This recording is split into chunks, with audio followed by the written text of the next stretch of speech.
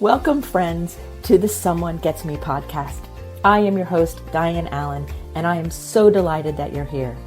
This podcast was created because I believe there is a visionary leader inside each one of us who is waiting to be seen. In each episode of Someone Gets Me, you will hear useful tips from successful visionaries who will share their stories about how being seen has allowed them to take their vision out into the world with action. Making friends with change as a neurodivergent professional. Hi, everybody. How are you doing today? It's Dianne here at Someone Gets Me with my friend Jay. You're going to love him. Anyway, Jay and I met because we have a lot of things in common, and the universe just brought us together, and we are going to have some fun today talking about change, talking about how to get unstuck, and then whatever other cool stories that we come up with. So grab your tea. I have mine here. This happens to be black tea with currant in it for my afternoon delight. And we will have a nice conversation with Jay about change. So I want to welcome you, Jay, to our show, Someone Gets Me, today.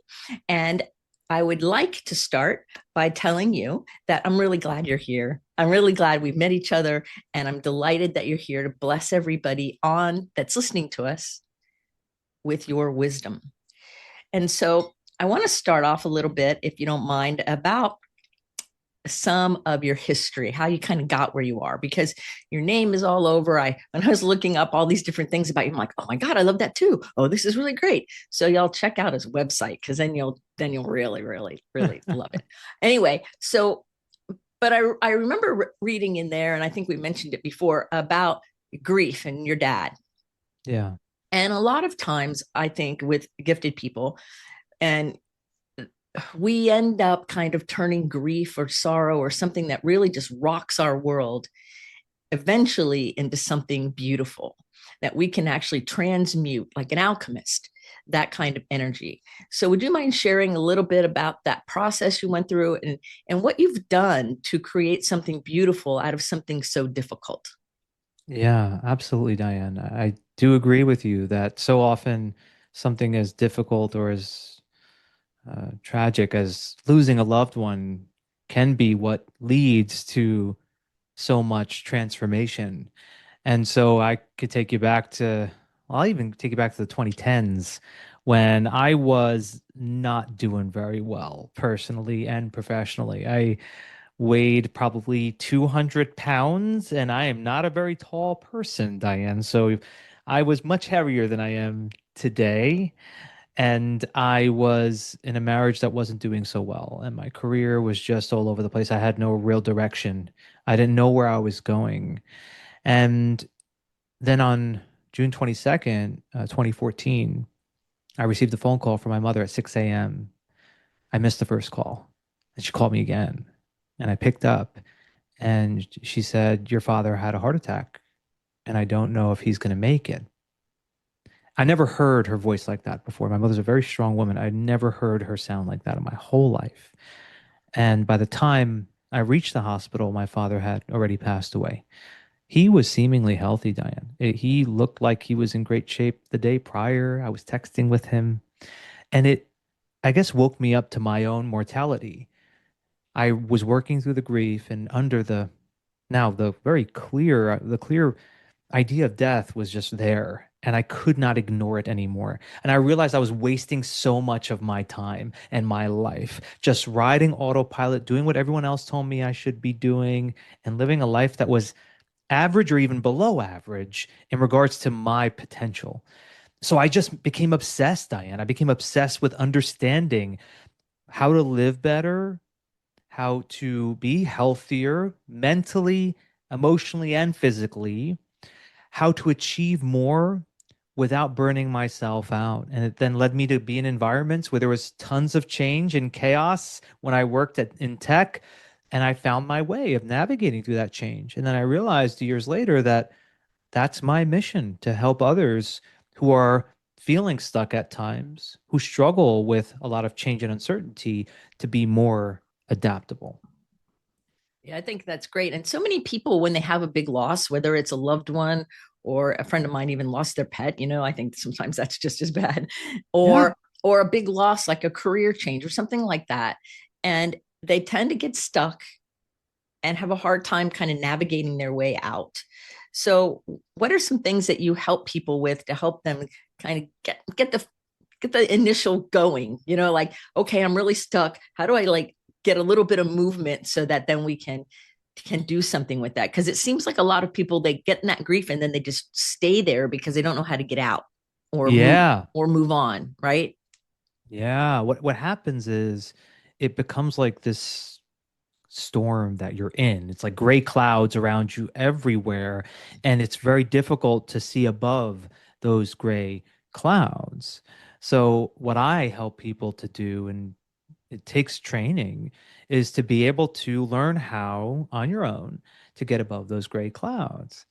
And so, what really helped me, and I know helps so many out there, is to have a mindfulness practice that helps us to be able to be out of the fight, flight, freeze, or out of that grief stage and into more clear thinking.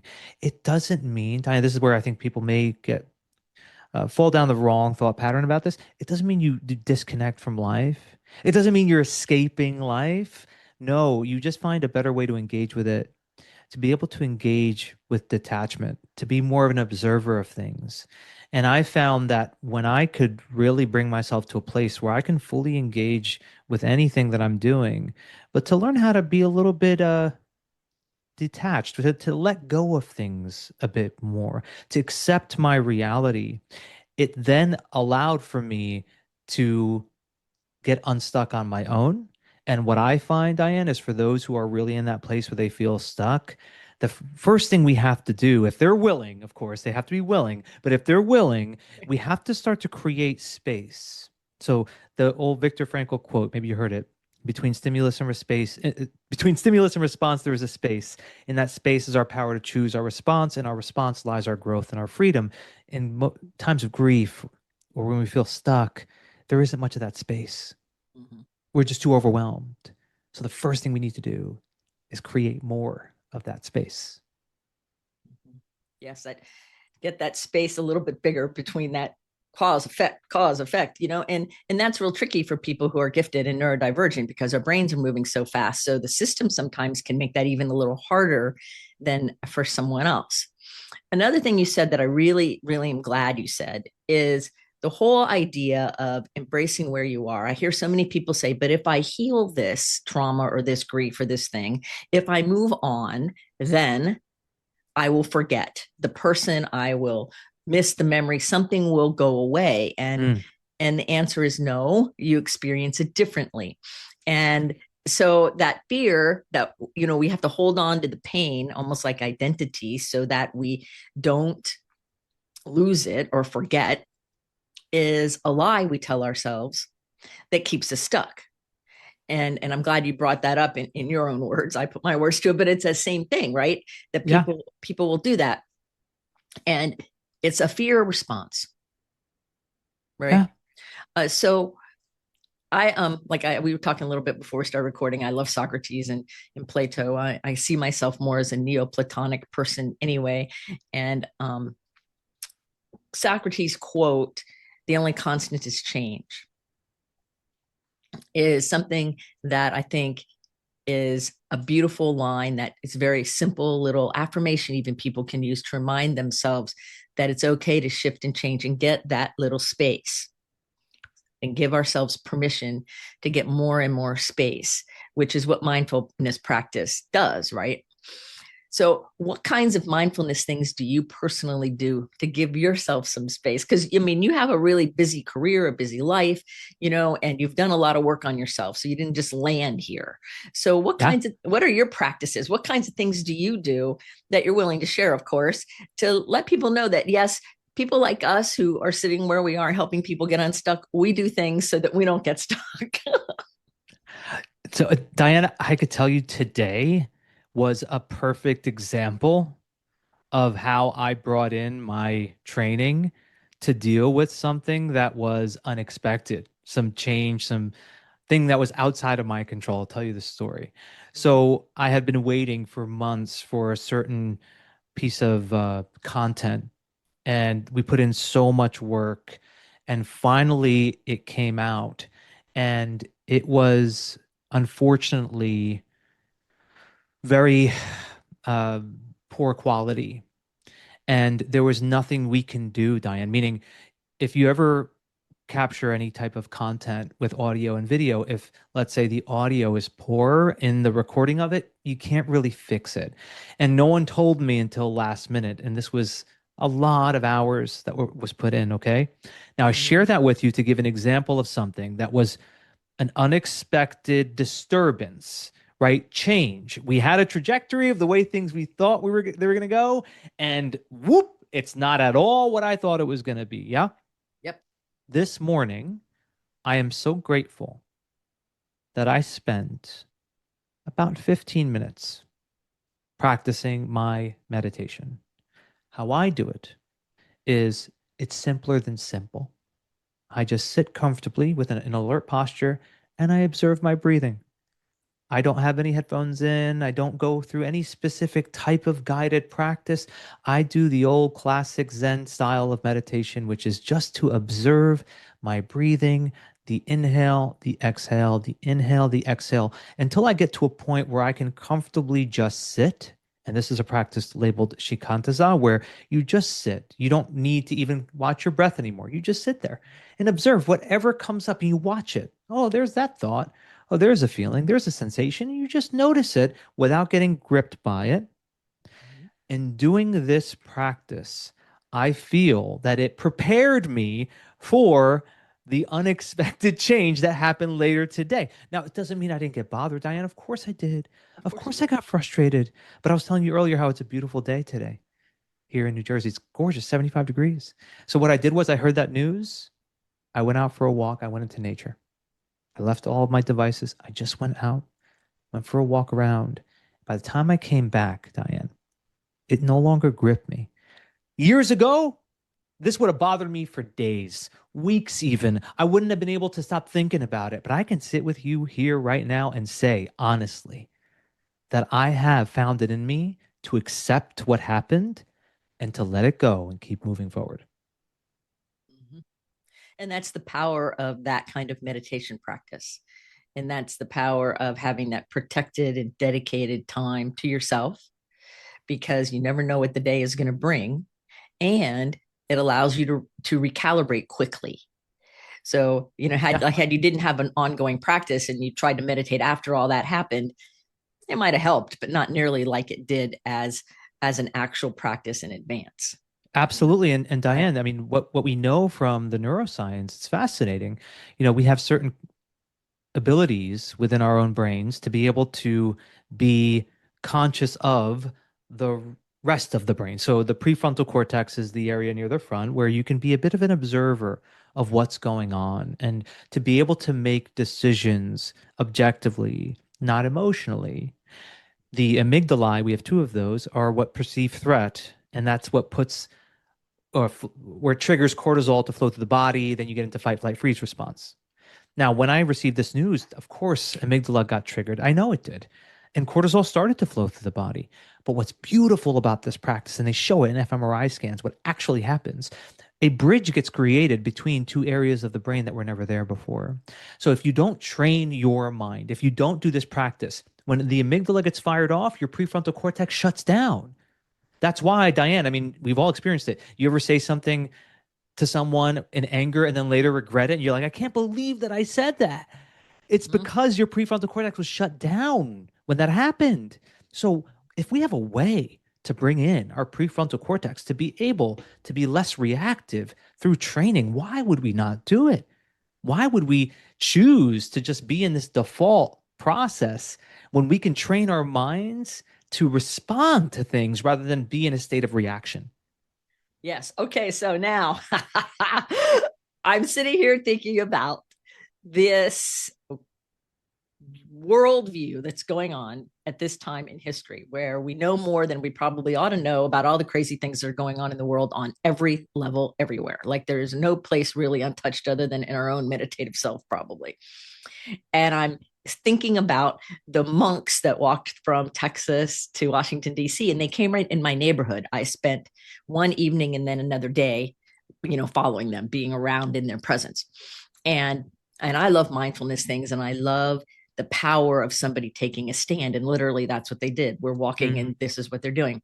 But the thing that I found very interesting, this is something that we know, but it's really fun to listen to them do their talks. They did a talk every night pretty much. And it was all about mindfulness, and it was all about breathing. And one of the things he said, which you just reminded me of in one of the little talks the monks had, he goes, mindfulness, when you do it every day, breathing every day, it's like, after you take a shower or you brush your teeth and you clean the mirror really quickly. But if you never clean the mirror every time you brush your teeth or take a shower, then it gets all those stains on it all over. And then the one time you go to clean it, it will take a whole lot of work, and it still won't get all the way clean the first time. But if you I do a love little that. bit of cleaning every day, and I think that was the perfect visual, you know, Yeah. and there were all these people, because I'm in North Carolina, that have never been exposed to any of these practices, drawn to them, and that some of them didn't even know why. And they were Mm. just there and listening, and they were changing. And it was a beautiful sight to see people being invited into something so simple as breathing and being quiet within, and how it changed people. And that's one example of it. And then when we take that same process that you're describing, which is the same thing, and put it into our gifted, high performing kind of lifestyle, like Buddha said, if you meditate 30 minutes a morning, and if you have a busy day, meditate an hour, Yeah. you know, I love that. I love that. I right? love that. Go ahead, continue. And so I love that, right? Because we work with those high performing people who they think we got a lot to do. We'll skip the meditation, and no, do more, right? Absolutely. I use the analogy of the phone all the time, Diane, with people because it's so relevant. I asked people, I said, okay, I want you to imagine that you have all the apps open on your phone. You have your navigation running, you're playing YouTube videos, you're checking email, you're receiving text messages. What's going to happen to the phone? And of course, what people say is, well, of course, the battery is going to die faster. And I say, okay, so when it dies faster, that means you need to charge it more, correct? And they go, of course. I said, we know that for our cell phones, yet we don't know that for ourselves. When the demand increases, it isn't, oh, I don't have the time to do these kind of practices. It's the opposite. I need to make more time. My battery is going to be draining faster. So I need more time to recharge. So that way I can get through this demand more effectively. Precisely, right? Yes. And hopefully people will hear that and then start to get it. So if somebody is afraid to be successful, and in the sense of this, we know with neuroscience that if somebody's in a state of fear for 90 days or more, it's very hard to get out of fear. And it Mm, also colors the way they think.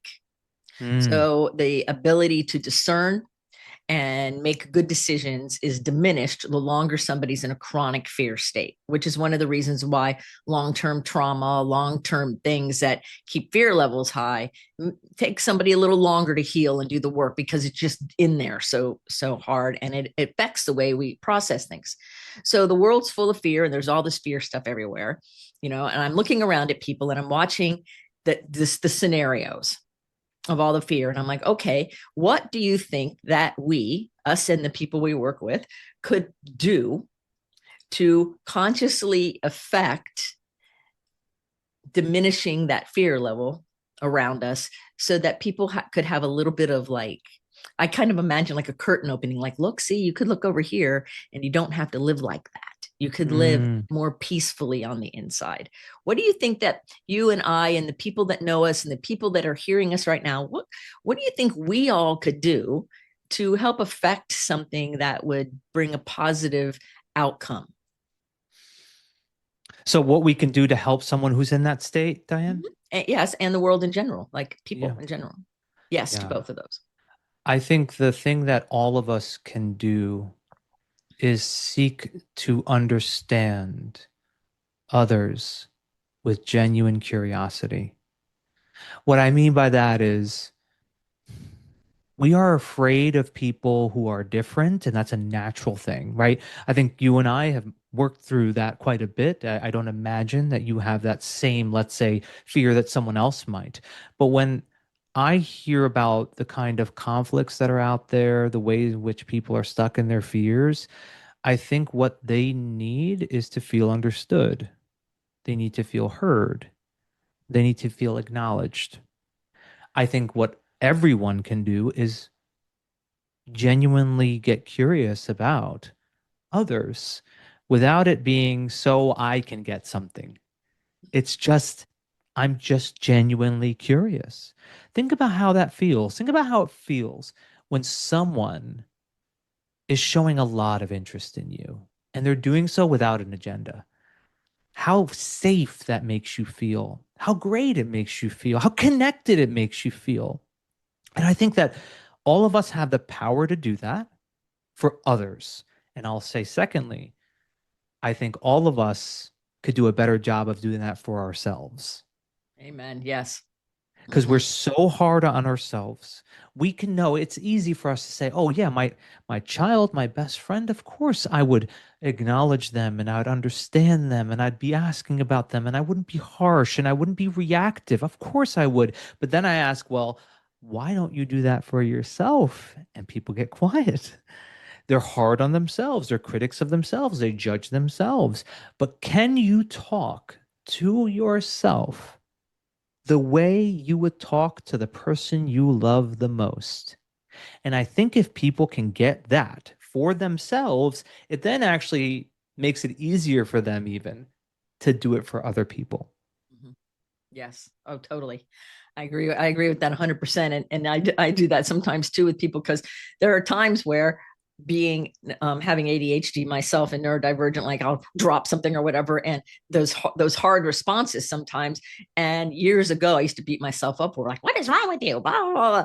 And now I just look at it and I just laugh. I just go, "Okay, I'm fine. Okay, so here we go. This is going to be a wonky day or whatever."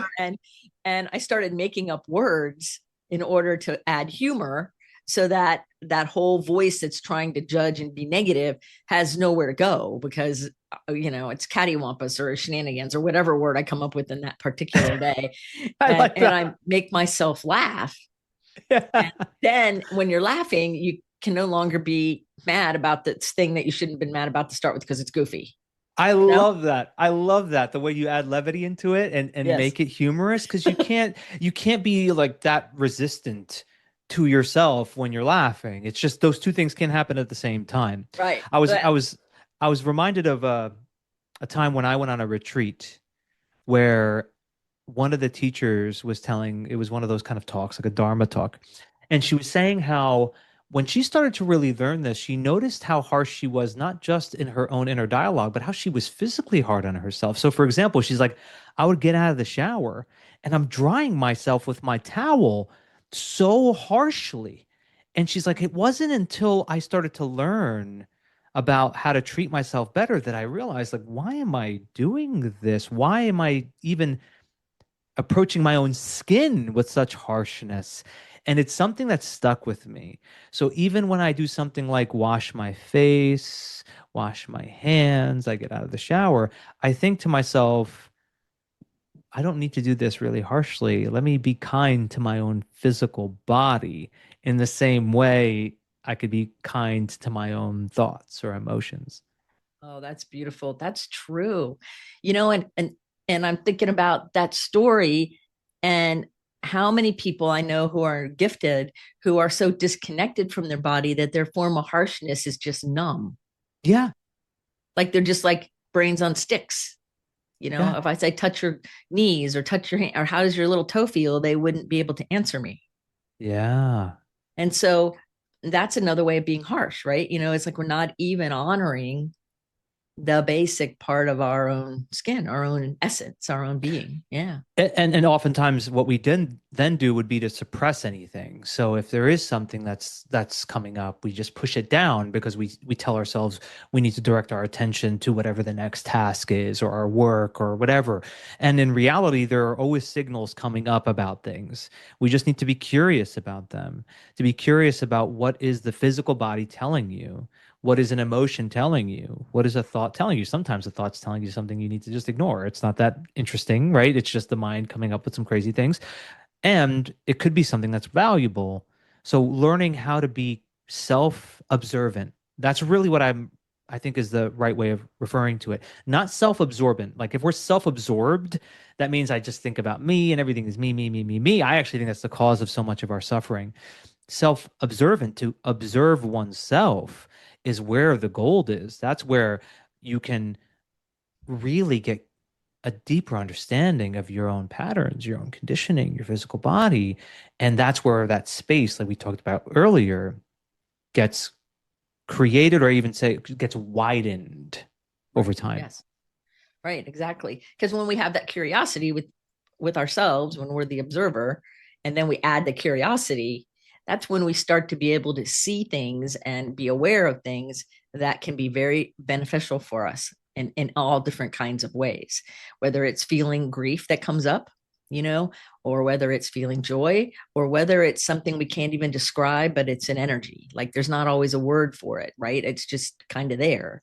But to be Yeah, curious about it and it, acknowledge that part of us allows us to have that space so that our discernment improves, right? absolutely. It was Anthony DeMello who wrote one of my favorite books, Awareness. He said, what you're aware of, you're in control of. What you're not aware of is in control of you. Mm-hmm. Yep. I did a lot of work in recovery for a long time. And, step one is being honest. And I'm like, well, first of all, we have to have awareness in order to get to the honesty. And people would look at me. In fact, one person called me a voodoo witch priestess because how dare I? And I'm like, I'm not saying that it's invalid. I'm saying without awareness, it's hard to be totally honest. We can only be honest with what we have awareness of. Correct. And awareness is very important, and we're always growing in awareness. We're always expanding as people, as individuals, as groups, as a society, as the universe is always expanding. So that awareness, that's what the curiosity part I think is so fun, is because allows for the expansion of our awareness, which Yeah, then yeah, lets us be more successful. absolutely. I think that any of the success that I've had, whether that was in my corporate life or the business that I've been running now for years, I can say is attributed to my ability to not be so gripped by fears that used to hold me back. So things that would be fear of what other people think, fear of not being enough, fear of rejection, fear of failure. Look, of course they come up. Of course they do. Every one of us, it's going to come up. The difference between where I was, let's say 10 years ago, and where I am now is that when that fear comes up, I am aware of it. I get curious about it, and then I really seek to look at it from multiple angles. And then I appropriate the right meaning to it, which is to say, this is my body's way of trying to protect me. That's all. My mind body is wired for survival. It's trying to help. And I'm going to have this conversation with myself. I'm going to say, hey, listen, Jay, I get it. I get that you're afraid. I get that this is a bit scary. And if you keep going, if you're able to really push through here, the reward that's on the other side is going to be so amazing. You're going to be able to help so many people. You're going to be able to provide for your family, whatever I need to remind myself of that bigger picture. Mm-hmm. The three words I often bring up, so I can.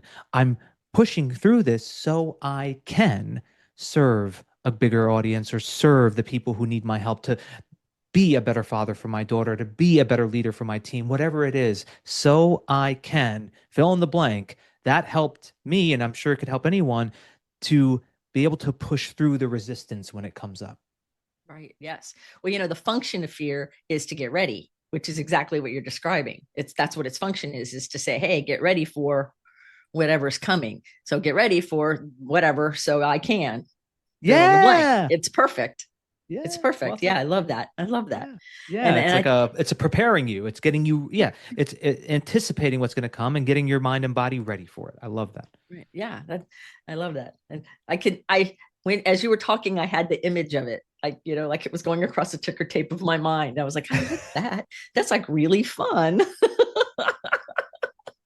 So now the Yeah. next time that fear comes up, I'll be giggling at the ticker tape in my mind and whatever It- happens. but I love your approach. It could be like a game. It doesn't have to be so serious, Yeah. right? You used levity before. You make some jokes. You make up some words. This is the difference, I feel like, from what is the standard to what you can train your mind to be like. You can train your mind to not take things so seriously. You can train yourself to be able to experiment, make it a game. It doesn't have to be such a life and death thing. We take this seriously, and I understand why, because some people are struggling, and I get that. I hear you. I'm not trying to minimize anyone's suffering. And I promise anyone listening that if you were to add a bit of playfulness, a little bit of treating it like it's a experiment, it's a fun game, you're going to get through it a lot easier. And then there's the people who brag about I have to always do it the hard way. And or everything's always hard on me, or I don't like change or whatever. I said, well, we get what we asked for, so maybe we want to change that language. We don't want it to be hard anymore. Yeah, I believe that. I do believe that if you tell yourself something is hard or you like things to be hard, then it will continue to be hard. I think that you have the power, all of us do, to define the meaning of things as you do them, before you do them, after you do them. So if you're choosing to give the meaning that this activity you're about to do or the work that you do or whatever, building a business, that it's hard, you're going to be right 100% of the time. It's always going to be hard. And if you tell yourself that this is not going to be so hard, that this is actually going to be quite easy, you're going to be able to get through this without much of resistance at all. You'll be surprised at how different your journey will be. Yes, it's much more fun. Yeah. And Take I it and from I like somebody to who I like to have I, fun, I used to do it the hard way for too many years when I was a lot younger. When I was a teen and early 20s, everything was hard and everything was serious. And I'm still just as serious about things, but boy, I have a whole lot more fun along the way. Yeah. Yeah. I mean, if we have the choice of living a life that's fun or living a life that's overly serious, which are we going to choose? It's simple. It's obvious, isn't it? Like we would choose fun. We would choose laughter. I would encourage anybody, you can make that choice. Every day you can make that choice. That power is within you. It never leaves you. I know that the world can feel like it's sometimes coming down on you, but you have the choice as to whether you're deciding this is something where I'm going to smile about it or I'm going to be depressed about it. Your choice. Right. So I want to shift gears a little bit because Sure. you have a lot of expertise in a lot of areas. And like I said, this could be 10 different shows. But I want to talk a little bit about teams of people and teams in the workplace particularly. Because a lot of people who are neurodivergent and gifted, we're outliers and we don't necessarily fit in the world, in the common world, in most teams and things. And so, what are some things that you suggest to different leaders of teams to help them be more neuro inclusive and not just like, no, yes, this person needs things or they think different or whatever, but how can people draw a team together to be more inclusive and more connected? Because I see a lot of people who are valuable shutting down because they're not feeling heard. It's not psychologically safe, maybe, or there's that going on. And so, what kinds of things would you suggest in those kinds of situations for people to bring more inclusion into the business team setting? Yeah. I think, especially if it's something where there is a season of change and difficulty, that the best thing a leader can do is to bring their team together, even if it's virtual, it's fine. And in the least amount of words possible. So, as concisely as one can, state the facts, acknowledge the difficulty, and then stop speaking. That's it. As simple as that sounds. What I mean is, look, for example, let's say a company went up through 10% layoffs of the organization, right? Everyone's freaking out. Okay. We just went through an employee reduction. And I know that this is hard. I know how difficult this feels. And I want to open it up for discussion. Nothing else needs to be said. One person is going to start speaking. Another person is going to start. Remember, I said to you before, what do people want? They want to feel heard. And just acknowledge everything that you hear. Of course, you don't want it to go off the guardrails and be a venting session and where people are just complaining. That's where, as a leader, you direct the conversation. And when you acknowledge anyone, be sure that after you acknowledge them, the word that you use, if you wish to give advice or coaching, is and, not but. Yes. Yes. Because if you say but, then everything you said, oh, I totally understand, Daniel. It's a really hard time right now. But what that but just did was remove everything that was said. It negates it. So instead, it's Daniel, I totally hear you. This is a hard time. And it's a completely different energy. So just to recap that, I think the leader could acknowledge the reality, like just say, this is what happened, as much as one can share. Talk about the effect it has on the people there, and then allow for the room to talk. People feel heard, acknowledge what they say, and be careful about that buzzword, but use the word and instead. Yes, I think that's great because then people feel safe, right? And when you're feeling heard and you're feeling safe, then people can settle a little bit more and get a little bit more grounded. I think that's really great advice. Yeah, Um, and thank you. so if you're the employee and you're on the team and the leader just did that, now we know we're not going to turn it into an event gripe session. How do you think an employee would be guided? Like if somebody's listening to us and they're an employee in that setting, right? Like they're one of the ones left on the team Hmm. and they're now looking at how much extra work they're going to have to do and whatever all the stories are they're telling themselves in their head, real or not. What would be some advice for that employee of how to share safely in that setting to so that they can feel heard? Because I think sometimes people don't share because they don't know what to say. Yeah, I think that for a person to be able to effectively express what they're feeling, they want to be in a state where they don't put themselves in the role as the victim. It's an easy thing for us to do.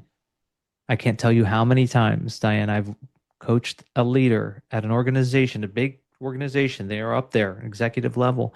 They tell me about their problems, their issues, and I hear the victim in them and everything that they're saying. And I say to them, I say, is it okay if I surface a word that you're not going to like? And they say, yeah, a lot of times they don't mean it, but it's okay.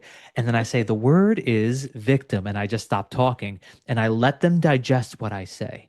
Because the truth is, in a scenario where people were let go, if you're falling into, oh my God, I have so much more work, oh my blah, blah, blah, you're going into the victim mindset. It doesn't serve you. That doesn't mean that you ignore your feelings. That doesn't mean that you act like everything's sunshine and rainbows and put on the big smile and pretend. No, research suggests that while negative thinking is the worst thing we can do for ourselves, it's 4 to 7 times more powerful than any positive thought will ever be. Positive thinking can be very harmful, meaning if you're trying to force positivity and say that everything is great when it isn't, your subconscious mind doesn't believe you. It creates more discouragement. You're not doing yourself any favors. Instead, what you want to do is to be in a state of neutral. And in a state of neutral, I can say, this was hard. Seeing 4 or 5 of my colleagues let go, that was a really hard thing. It's really difficult. And I'm upset. It's okay to say that. I think that's fine. Just expressing how you truly feel is enough. As long as you're just acknowledging, you're taking inventory of your current state without any added story of, I'm in the role of victim and I'm blaming XYZ, for the problems that I have. I love that. And I love both of those examples for both the leader and the person. And what you just said is so key. No added story, because our brains just want to tell the story and they loop it so fast sometimes because we don't have enough space because we're not meditating enough. And we loop right into a story.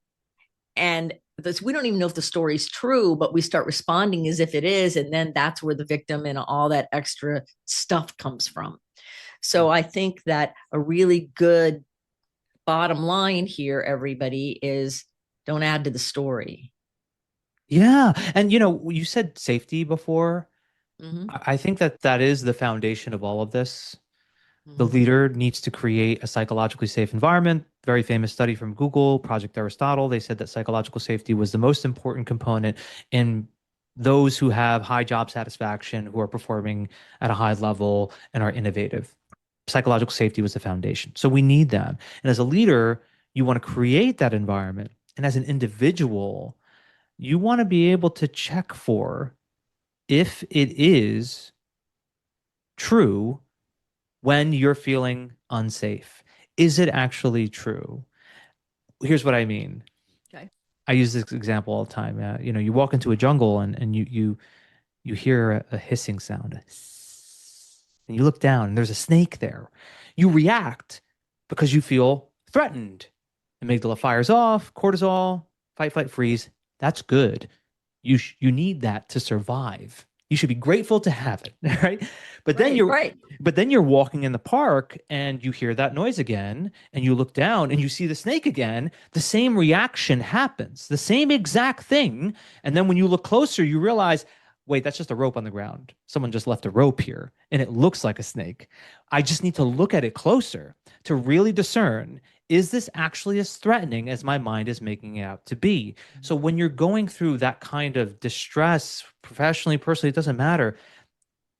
Yes, it's okay to acknowledge what comes up, but then when you have that moment of clarity to be able to create some of that space, begin to ask yourself, wait, is this really as threatening as my mind is making it out to be?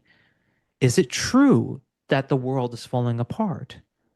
Or can I look at this a different way? And if you can have those questions surface into your consciousness, then you can discern, is this an actual snake or maybe it's just a rope?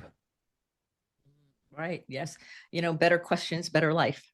Yeah. We ask effective questions and we end up with a more effective life because we're now discerning using our questions. Yeah. Yeah, well, they even show it in brain scans what happens when a question gets asked, whether you ask yourself or someone else asks you. Literally, new neural pathways get created that were not there because you asked a question. It's fascinating. Questions are a superpower. Use them. And your brain has to answer every question you ask, even if it's unenlightened. So even if you ask a question that's going to yield an unenlightened response, it's still going to answer. And your Yeah. brain will also make up an answer if it needs to, because it has to answer. And it believes our own voice above all others. So when we learn how to use effective questions, Hmm.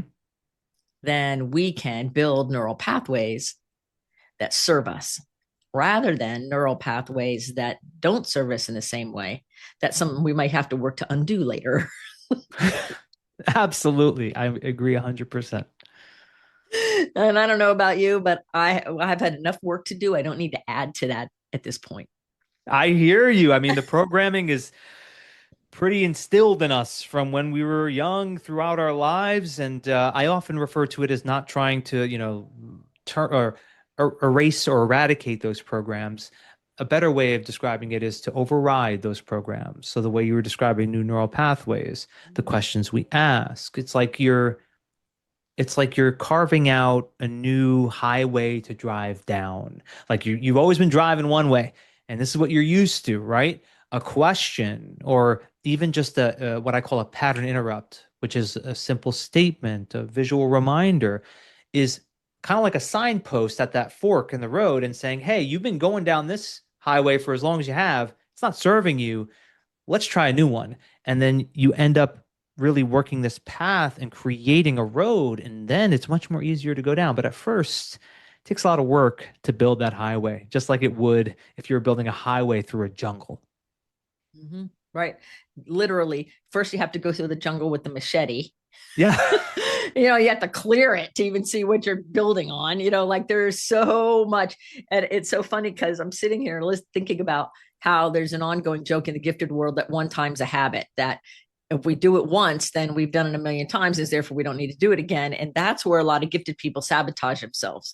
They'll ask the question once, or they'll do the thing once. They'll meditate one morning. That's it. Okay, I did it. Or they'll sit quietly and in their mind they're how much time, just so they can check it off on the Excel spreadsheet or whatever they're doing. The little app. They have Yeah, the app, right, to hit right. the and so checkbox. and so they get the points. And that's not it. That's no, we're not there yet. We have to Yeah. keep working on it. Well, And Diane, I loved your example, the story you told of the monk with the glass or the mhm. the fog. The one I often refer to is exercising, and that one's relatable to any of us. You could exercise every day for years. Take 1 month off of exercise, go back to the gym, and feel what your body will feel.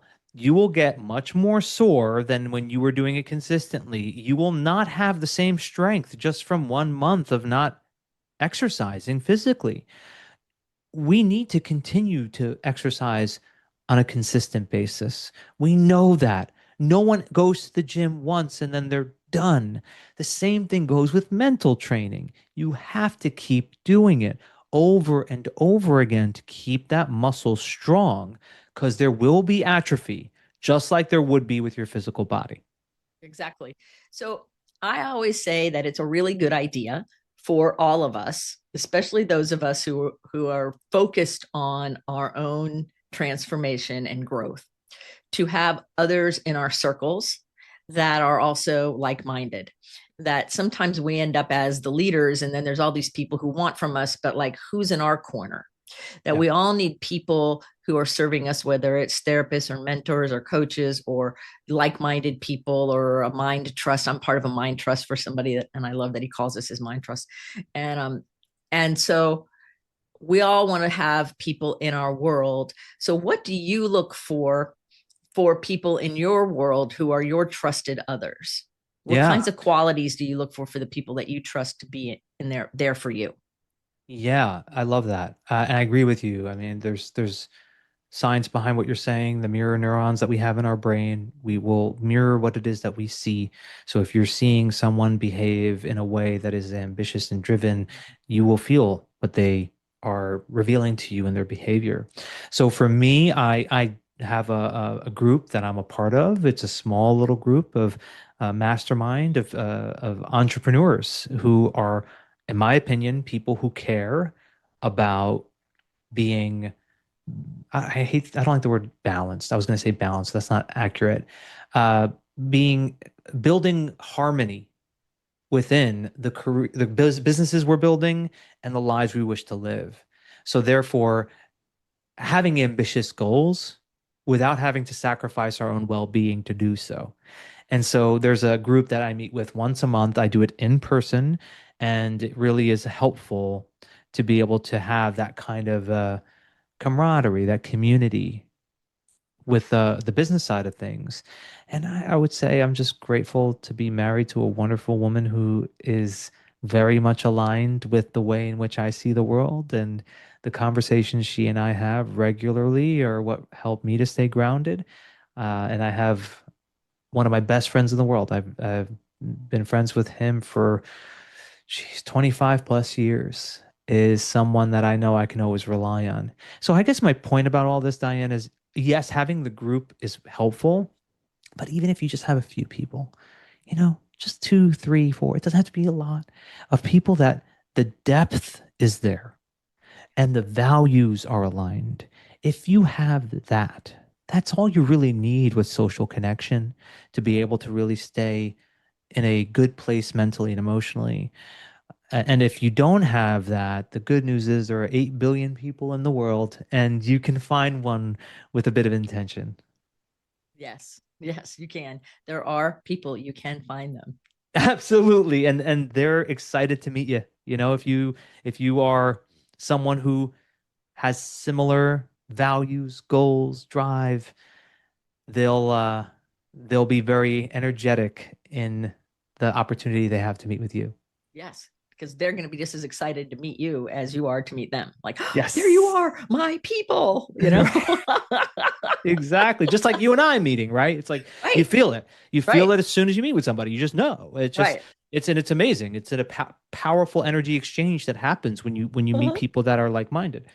Right, exactly. The moment we saw each other, it's like, boom, we knew it. And it was like, there's no question about it. Neither one of us had said, well, let me think about this. Do I really like that Right. person? That didn't happen. And if that does happen, hey, that's okay too, right? It Yeah, just means that that's not the person you're maybe looking for to that. connect with. You're right. It Yeah, might be for something else. You never know. right. Exactly. All right, perfect. So now we've covered a lot of bases, and I want to be really conscious of your time because I could talk to you about this stuff forever. But is there anything that you wanted to share today, or a story you thought of, or something that I've not asked you about yet before I ask the last couple signature questions of my show?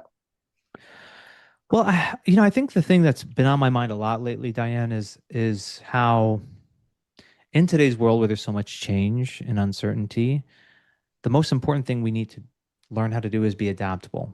And I often use the analogy of being like water.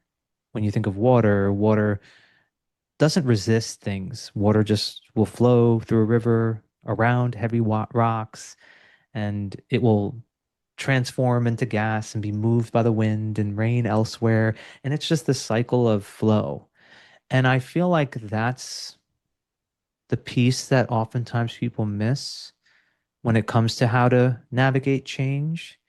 And in order to get there, what is required, and it's a hard thing to do, is to really learn how to drop one's ego and to not make things about them. What I mean is, yes, take care of yourself. Everyone listening, please take care of yourself. Make sure that you're not feeling threatened. Make sure that your mind and body is secure.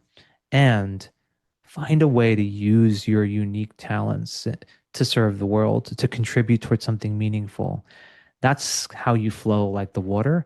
And also, of all experiences, it's the most fulfilling to give to others without expecting anything in return. Amen. That's beautiful. That's great.